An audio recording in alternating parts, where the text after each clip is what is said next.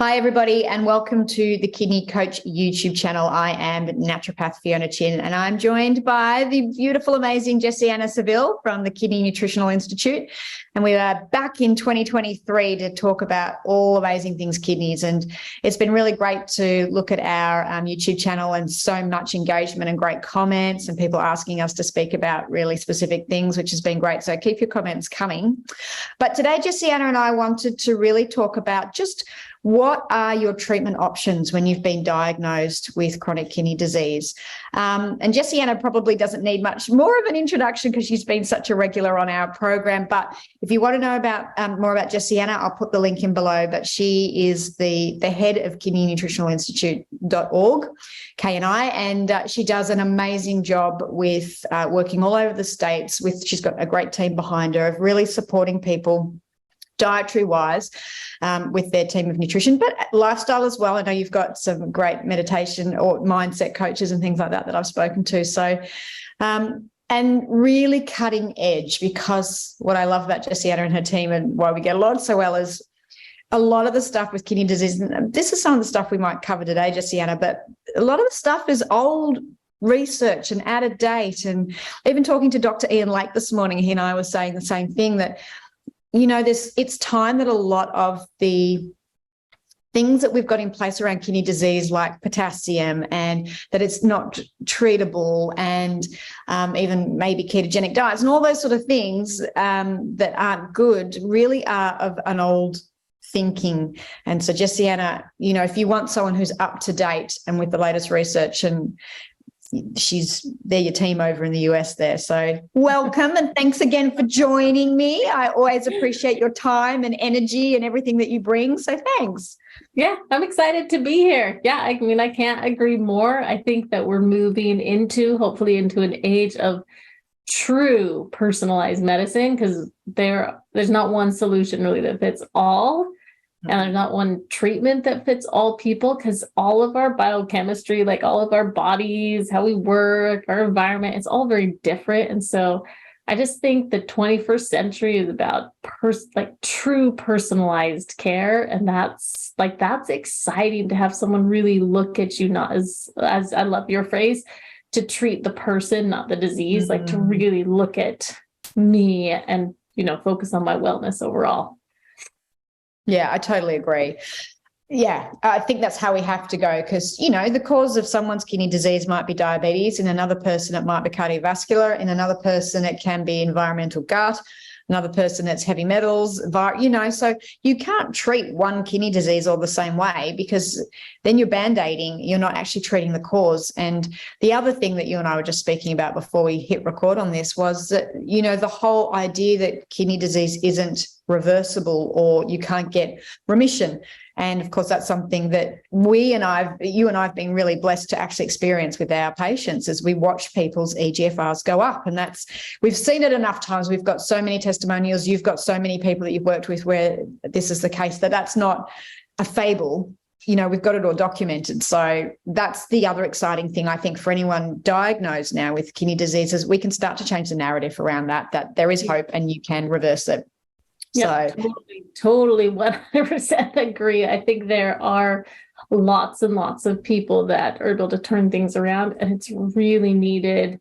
There's just in every country, not just the US, but the US, like dialysis companies are struggling to get staffing, and plus it's not a good lifestyle, right? So it's great that there can be options for people and a focus, everyone in the medical space to really care that there can be a difference made. So I'm excited for the future of kidney health. So yeah, me too.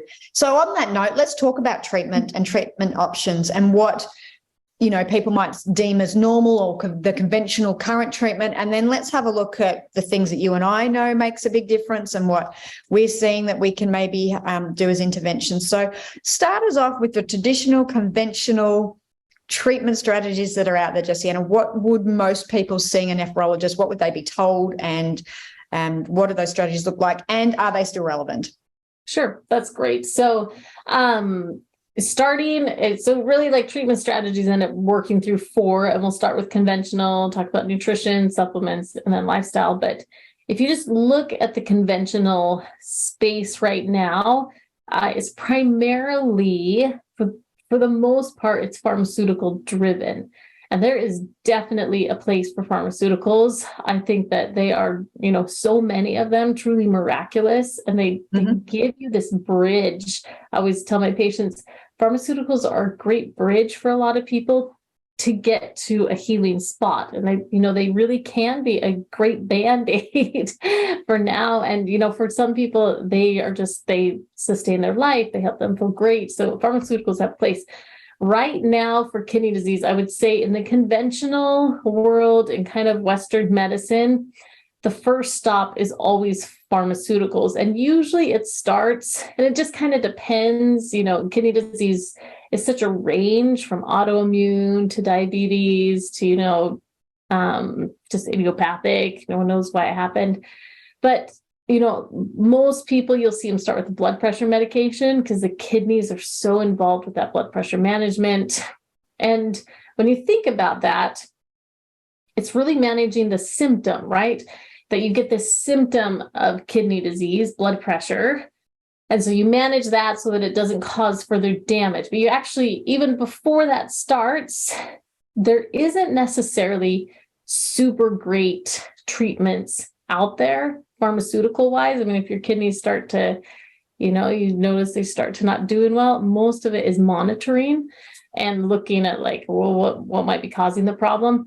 The only up and coming pharmaceutical that is all the rage, for sure, lots of papers on it. It's such an interesting discussion. I think it really highlights a lot, even on a dietary side, what should we be looking at? Are the SGLT2s that are coming out right now. But, for kidney disease, for the most part, you're really looking at, blood pressure management. Let's get uric acid down if you have gout. Let's get, let's look at getting your anemia taken care of. It's just pharma for symptom. And that is really the conventional standard right now. And, I think there's a place for it, but I definitely think there's more. Yeah, no, I agree.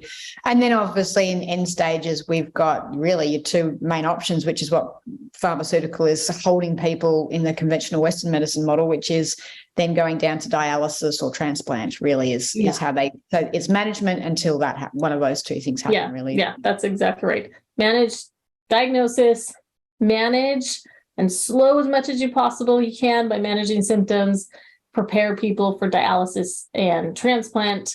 Always talk about treatment options. Treatment options is a big buzzword. Treatment options for when your kidneys die. Not so much treatment options for keeping them stable and not going there in the first place. Yeah, exactly. So it is that Western model really is pharmaceutical management of symptoms, just like you said, buying out as much time as possible until either your dialysis or transplanting. So that's model one. What else have we got up our tricky little sleeves here, Jessianna, that we can maybe suggest to people that may be outside this little conventional box? What else have we got? So in the 21st century, in these years of personalized medicine, the next step for me, and you're starting to see this become more and more emphasized in the right ways. I mean, it's given a head nod in conventional medicine. Some doctors are very passionate about it. I'm building up to what it is. What people probably already know.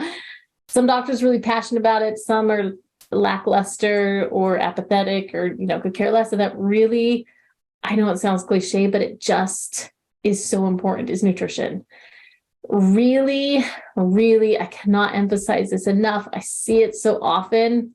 Nutrition is just the foundation of health, and including kidney health and what you put into your body. You can't feel it immediately, but it does make a difference on the longevity of your kidneys. And so that second bedrock in treatment options is nutrition. We all have to eat. So to me, nutrition is not really an added expense. It's just changing how you spend your money, but it's getting that right. And I love how in the kidney disease solution, you guys talk about this alkaline diet. That's something we strongly promote with our patients, but even beyond that, getting really personalized. And we've done a couple episodes, if you have polycystic kidney disease, where's the place for a ketogenic diet? If you have autoimmune kidney disease, are you looking at inflammatory drivers? If, for everybody, are you looking at alkalinity? Are you addressing anemia? But I think there's so much you can do just with your foods. That's definitely number 2, the bedrock. I think that's the next thing that's going to kind of rise to the top, because there's just not, like I said, there's not so many pharmaceutical options. And so in this day and age of, more or less nephrology crisis, that there's not a place for people, there's not money, for dialysis, and nutrition is going to have to be the star. And finding ways to, encourage our patients, make it work, is going to really be the highlight of this next stage of nephrology.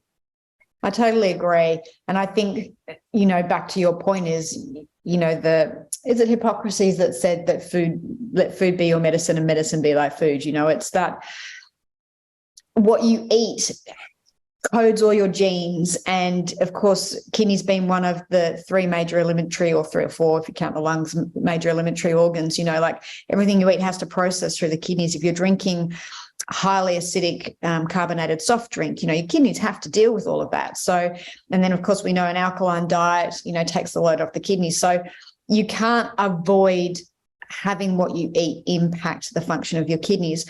And we've done so many videos on diet, but I think probably if we just touch on the keystones, which I think are the big ones, are the alkalinity, potentially in polycystic, and maybe some autoimmune diseases, the ketogenic sort of diet, are the sort of big 2 that we know there's plenty of solid research to back that up and why that's good.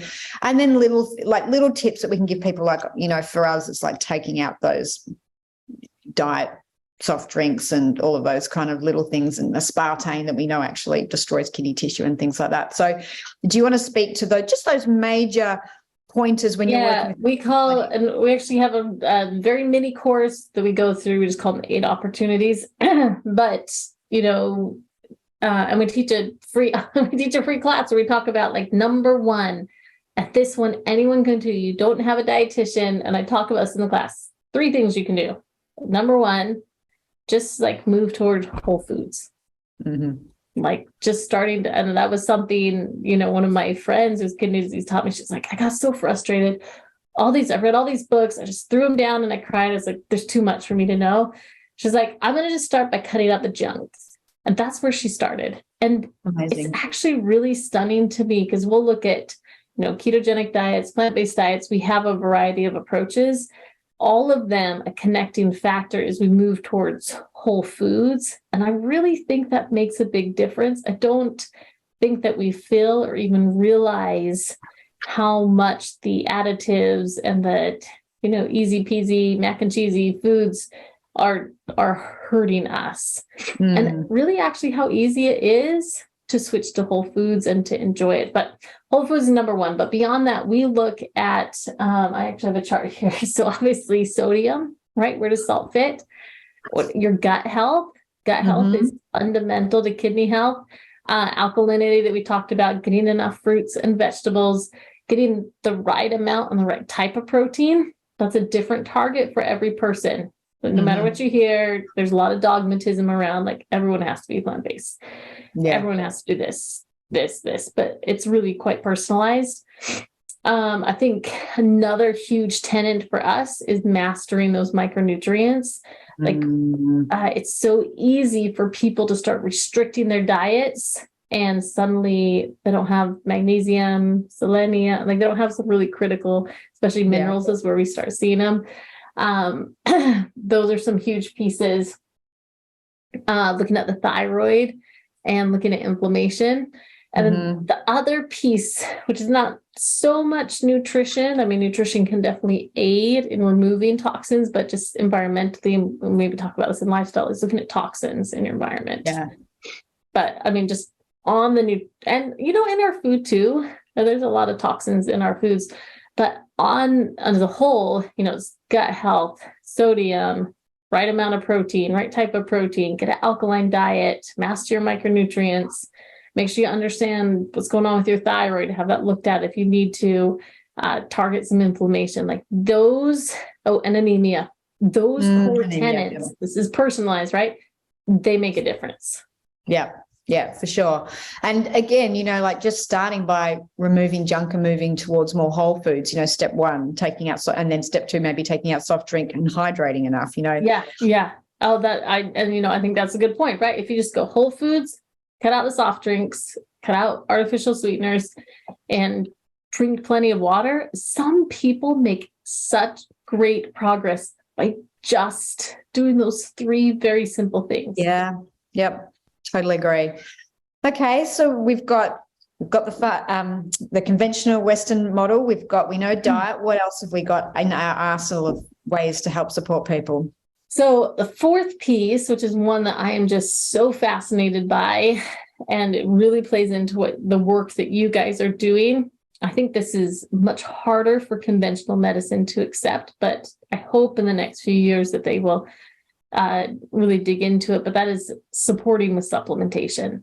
Yeah. There are, kidney disease is not a new disease, and there's definitely a lot more kidney disease in this century, but that's the same for all chronic disease, right? We have a plague of, prosperity.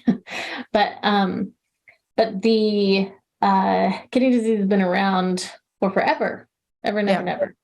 And there is, in Chinese medicine, there were ways to look at the kidneys and treat them. Herbals and just supplements themselves, they have a place. Supplements get dogged on a lot. I think there was a report recently that got published like across all of these platforms. It was like, supplements are just a placebo effect, like stop wasting your money. And that is not what I have ever seen.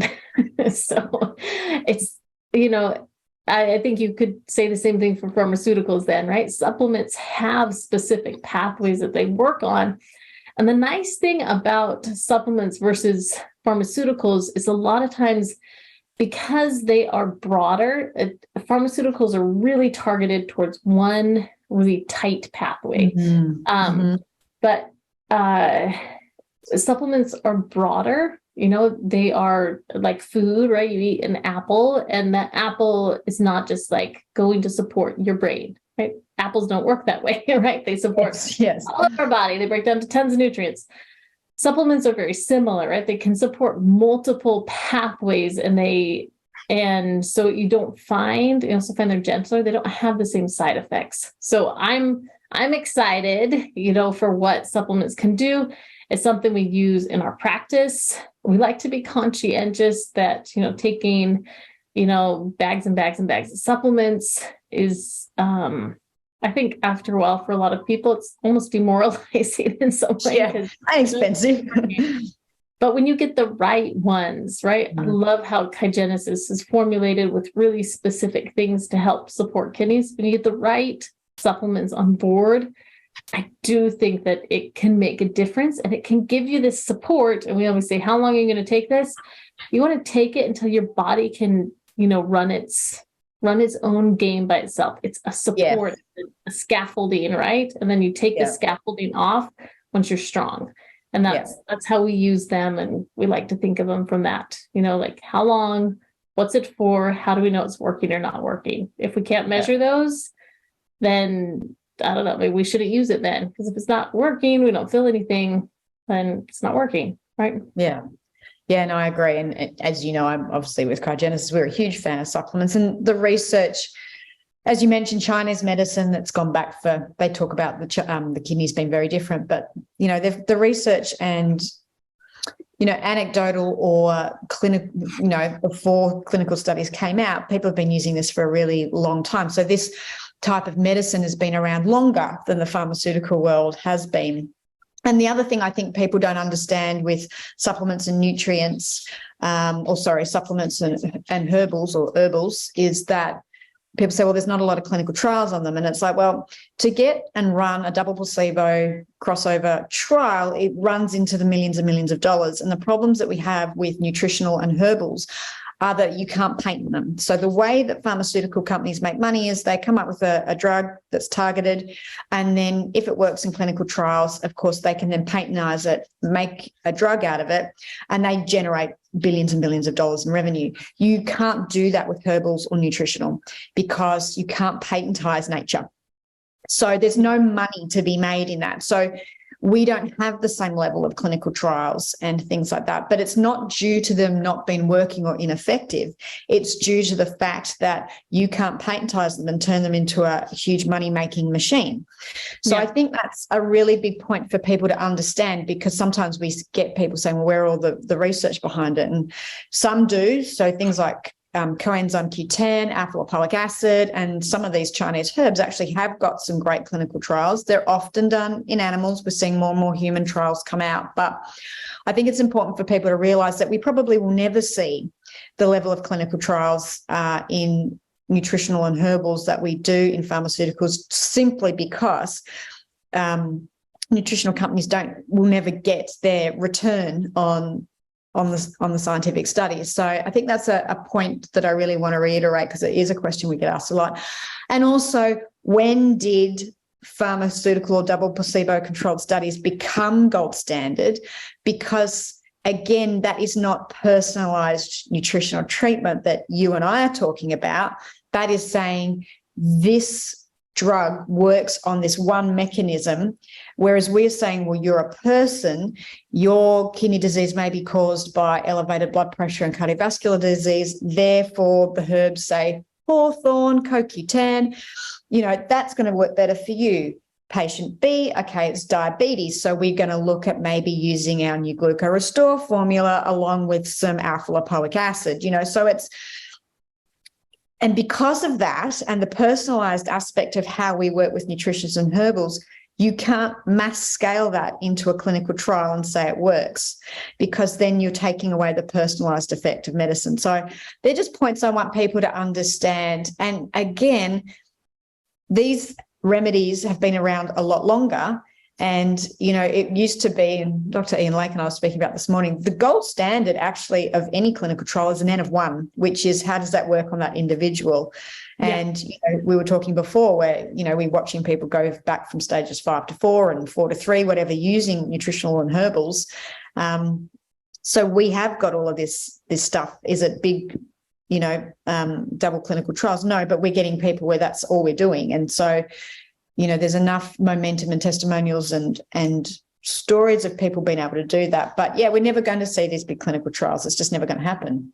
Well, and I think something that's also really important, and I think exciting, and an opportunity, again, like moving into this 21st century, how do you really treat up to date, is that, again, pharmaceuticals and kidney disease have a limited amount of even success. And the goal is help my kidneys stay strong, right?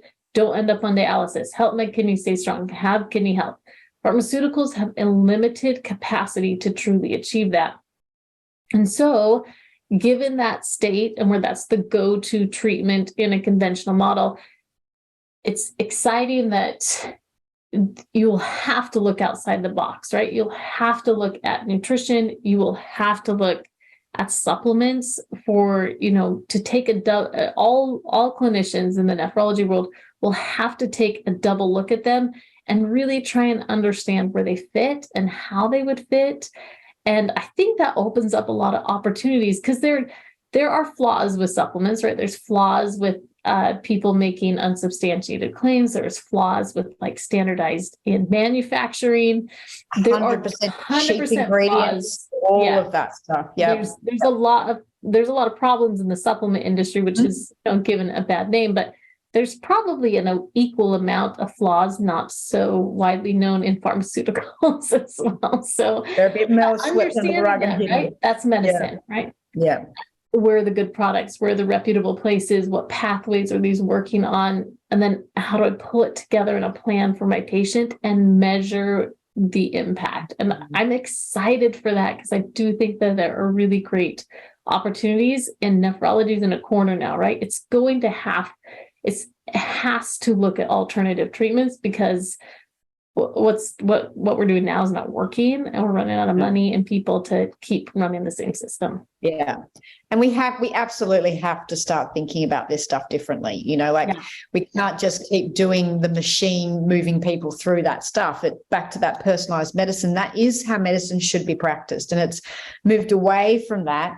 And hopefully, I'm hoping over time we come back to the individual treatment. And like you say, hopefully people get back to a corner of nephrology where we have to start looking at that. So it'd be interesting to see where this goes. But yeah. Okay. So we've covered conventional strategies, we've covered nutritional support, supplemental, and now our fourth big cornerstone would be lifestyle, I guess, right? Lifestyle. Yeah. So lifestyle encompasses a lot of different things. I'll just share a personal experience where I felt like lifestyle, and we were kind of talking a little bit about this before, where lifestyle and the impact on it on kidney function really hit me. So the last couple of years have been quite stressful. We've had a lot of changes in organization. I've had a sick husband, and I finally went and got some labs done. I feel like, I don't know, 8 months ago.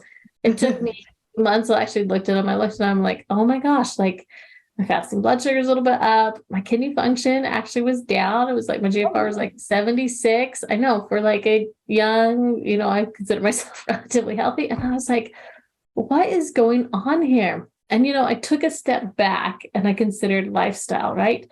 Am I sleeping enough? No. Is my stress level well managed? I think I could definitely do better at that. Like, I just started really looking at these pieces and I was like, it really matters, right? I eat like a pretty healthy diet, even beyond this huge nutrition piece. It really matters what we put our body through on a daily basis, right? Being able to take some time to rest, right? In this go, go, go society, rest is not glorified as much as it should be. Rest is like so important. Yeah, as a mom of young kids, I like crave rest, but rest is so important. And so is, taking time to move our bodies and be active. Like, our bodies are meant to move. And once you get, unslumping yourself, if you've been in the exercise slump, getting back to movement, it feels so good. Being able to take time for gratitude and just be grateful for in our life, the good things that are there, and not being so buried by the stress and anger and fear. We're all human, right? Those things happen to us, but it does truly impact us. So, those lifestyle pieces range from like exercise, stress management, sleep, to just like that goodness of gratitude and being able to get yourself in that good spot of self-care is so, so important. And, like, here I am, a living example of seeing where you can have a lot of good things in place. And that lifestyle piece really kicked me in the butt. And it was a great, thank goodness we get blood work and labs, because it helps us reflect, right? And it gave me time to reflect and say, whoa, okay, no more like staying up till 2 a.m, trying to catch up on email. Like, that is crazy. That's totally crazy. We're just going to go to bed at a reasonable time now, take some time, to step back. And that has been, really helpful for me. And I'm so much happier, right? Like, it's so much better. So that lifestyle, you cannot underestimate with kidney disease. You cannot underestimate anything, but it really impacts kidney function so, so much. 100%. I think the other thing to mention is, after coming out of COVID and isolation, is the socio connection. Oh, beautiful. So many people have missed that. And they've now proven that different genes switch on and off when you're in a loving relationship or you feel connection in community, called socio epigenomics. And we know that feeling, that sense of belonging and all of those things switches on all these different genes that get switched off when you're in isolation. And of course, we're emerging from this period where people have felt really isolated. So having a really amazing community around you, which is part of lifestyle. And I think the other point to mention there is, in the Chinese medicine world, kidneys they talk about the different organs housing different emotions, and fear is the major kidney's emotion that it houses. And that if you're in a state of constant fear and stress, which, the fight or flight response is a stress response, and that's a fear response from how our ancestors would manage those sort of things, depletes the chi or the energy out of the kidneys. So if you're, and I'm like you, a recovered workaholic, I worked, 14-hour days, 7 days a week for a really long time, and ended up with, MS.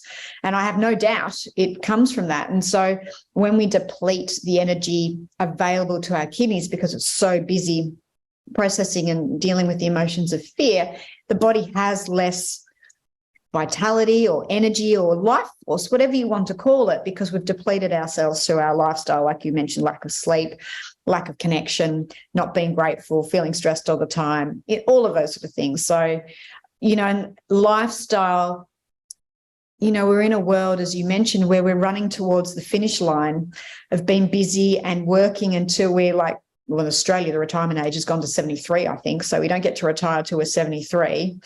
And then what? You enjoy like 4 or 5 years of good health and die, and you're working 9 to 5 in a rat race. Like if you think about it, and if aliens exist and were ever to land on this planet, I'm sure they'd just think we're crazy. So, where's the enjoyment and the life? And they often talk about people on their deathbed, and it's not like I wish I worked more. It was I wish I had more connection. I wish I traveled more. And I think when you're given a chronic disease, definitely for me, and I don't know whether you felt this just with your blood work, but it does give you a chance to reflect and go, what's important to me? And that definitely is what it did for me. And I was just like, wow, why am I drawing my sense of beingness and self-worth from being busy? Yeah. So let me look at that. It's so, it is, it's like such a great point. And I love to bring it up because it's so often in the checkbox world, right? If you're busy and you're like, okay, now I got this problem. Okay, how do I take care of kidney disease? Okay, see the doctor, see the dietitian. So you're like checking all the boxes, and you're like, it's not getting better. And sometimes you got to step back, say, okay, I love to think of a diagnosis, like you said, as a reflection point, as a turning point. It can be that, right? It doesn't have to be a turning point towards something bad. It can be really a turning point towards something good. A diagnosis helps you stop and say, okay, let me reprioritize my life a little bit and make some decisions that maybe I've been putting off.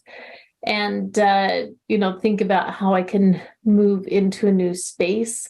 And I mean, one thing also I'll say as well, as coming from this very, very stressful period of my life, that I appreciate and value that our body gives us some resilience and some grace, that when we're under a stressful period, things are not working ideally, but we have a grace period to also turn it around. And so if you're in that spot, if you're in that spot of like, man, I don't know how I'm going to pull myself out of all these stressful things in my life. I know it's probably hurting me. How can I do that? Just try the smallest thing. For me, it was like last year, I'm prioritizing sleep. I must prioritize sleep. I'm going to not do the dishes at night, just go to bed. I'm going to prioritize sleep.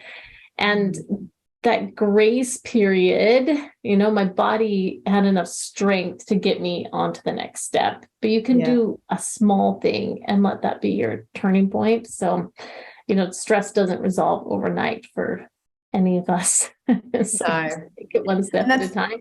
Yeah. And that's a good point you made. Like if we've got the 4 sort of areas we're talking about, pharmaceuticals, nutritional,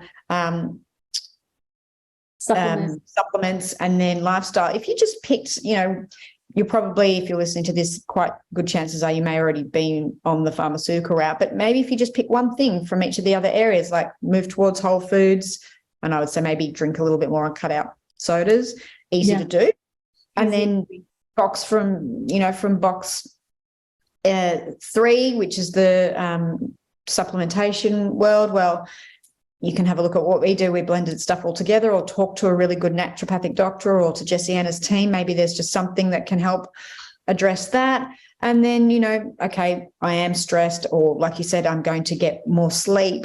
like just little things, or I'm going to exercise more. You know, we know exercise and cardiovascular disease and diabetes, how important that is. So maybe I'm just going to go walking with the girls around the block, you know. So you can just pick one thing from each of that, and they do build on each other. And of course, with lifestyle, what I love about that is the more you manage stress, the more resilience you build, the easier it feels to bring in extra things into your life. And obviously a diagnosis is stressful. So managing stress, especially when you're diagnosed, because that diagnosis is stressful in itself, becomes even more important. And then the more you manage the stress, the more resilience you have to be able to make some of the bigger changes, like dietary stuff, or add nutritional stuff in there, because you've got greater resilience. So I think we can't ignore the lifestyle stuff, because getting that right actually allows you to do the other stuff better. So it all just feeds on top of each other.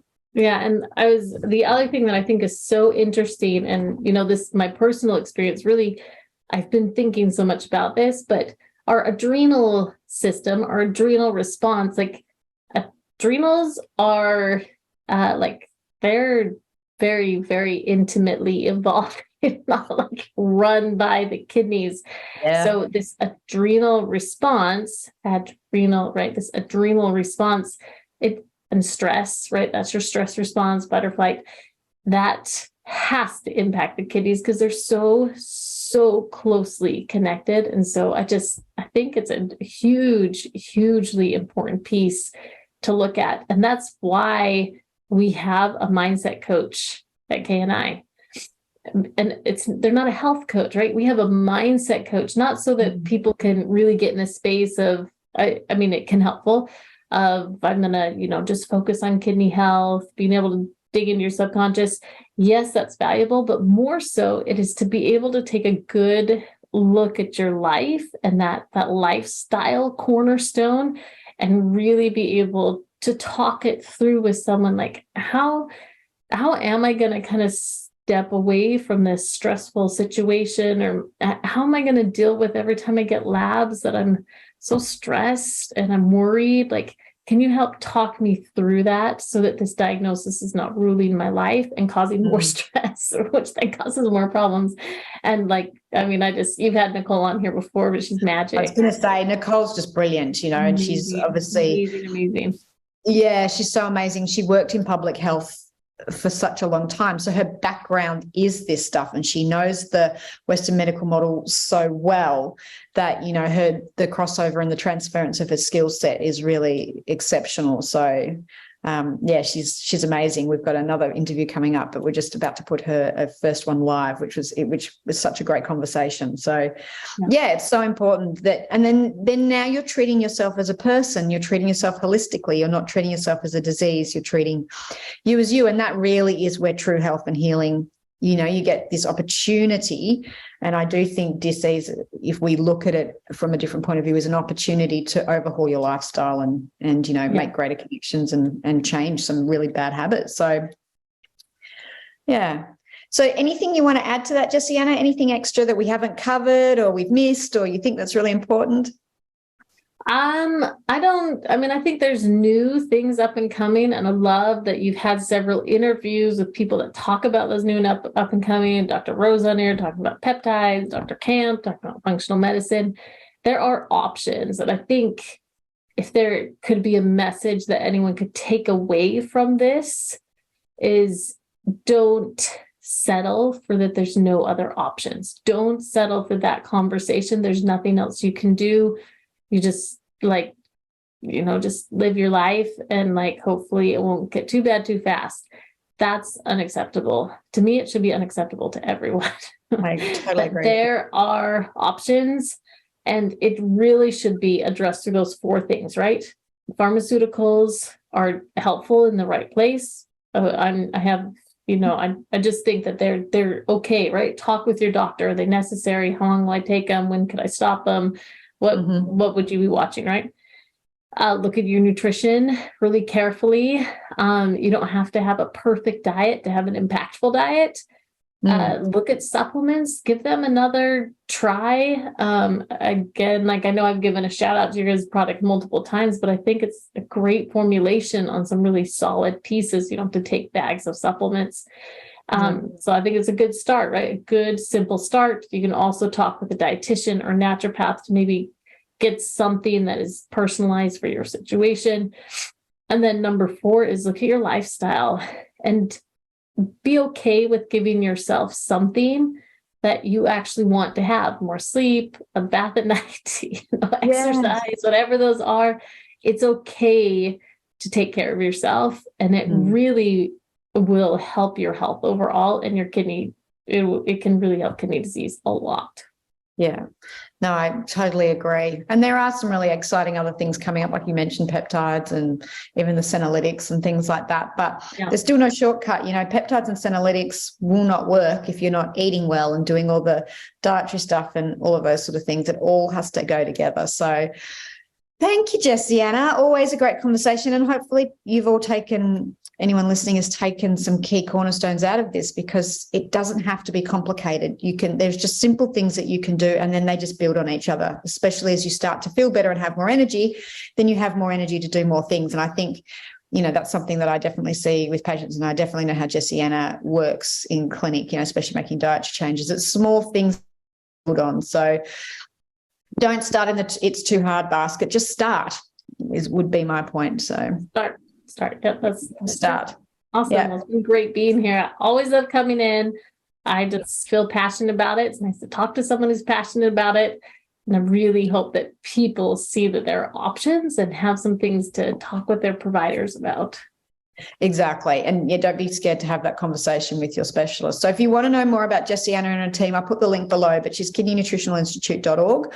And then on there, she's got some amazing free programs, as the 8 concepts that you spoke about before, and they've got a community in there again with connections. So I think there's some really great resources on there if you can't get to see their team in person, and they do Zoom contacts as well. If you want to know more about what we do, head to www.kidneycoach.com. Again, there's free resources on there.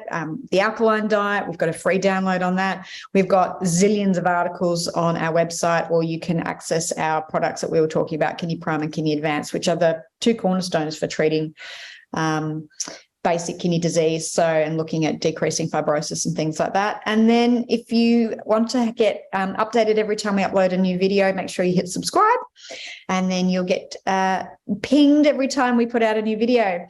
So again, Jessianna, thanks again. I love this conversation, and we will see you next time to talk all things kidney disease. Thanks for being part of our community, guys. Take care. Bye. Bye-bye.